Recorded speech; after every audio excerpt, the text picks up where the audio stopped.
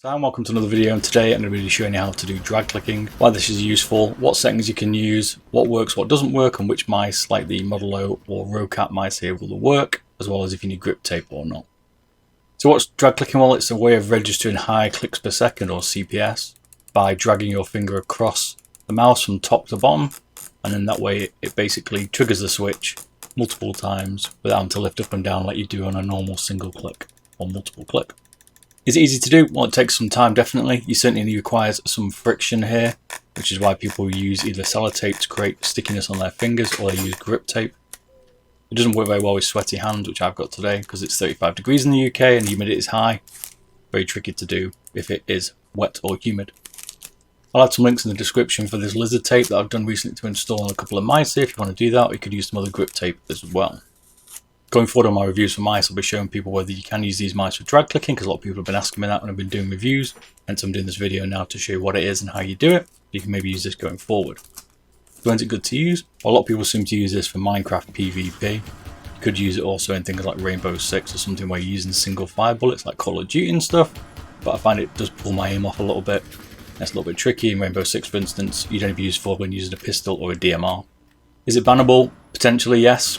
So certainly at your own risk if you do this. People do see this as a way of cheating in a way, because you're increasing the ability to get a higher click per second. But for me, this is just a different way of pressing the mouse. I don't really see why it is bannable, but be careful here because it could be so. So use it at your own peril. So the Model O seems to be classed as one of the easiest ones to get this to work on, hence we're using the Model O today. I'm also going to use a Roccat KPU or Comb Pure Ultralight here.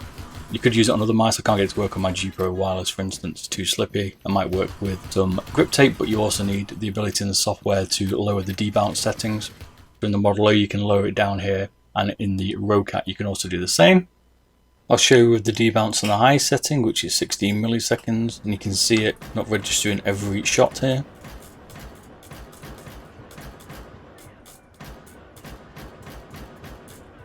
And on the lowest setting, the debounce is 4 milliseconds here, and you can see how much more effective it is.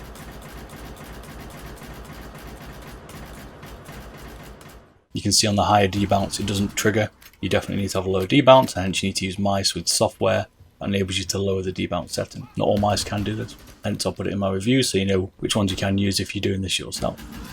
But this is how it should sound when you're drag clicking.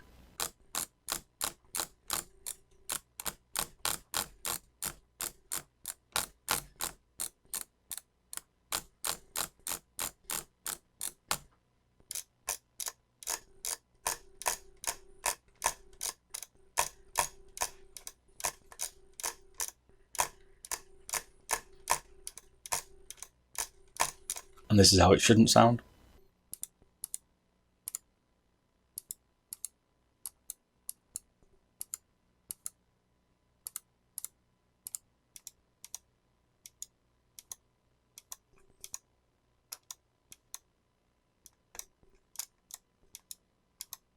It certainly takes a bit of time here to get the feeling right, and I find over a very quick period of time that it tends to wear out, so you're not going to be able to do it for long periods of time. You're going to have to use tape all the time to reapply the stickiness. To get the best results on this, I would definitely recommend using grip tape. It certainly gives you more friction. The sellotape method works, but only for a very short period for me, and I found it to be unreliable. Grip tape was certainly the better one for me to get this effect. I'm certainly not the best here with drag clicking. Some people use this a lot more effectively. This gives you an idea of what you can do. I prefer to use a single shot, but some people might find this useful.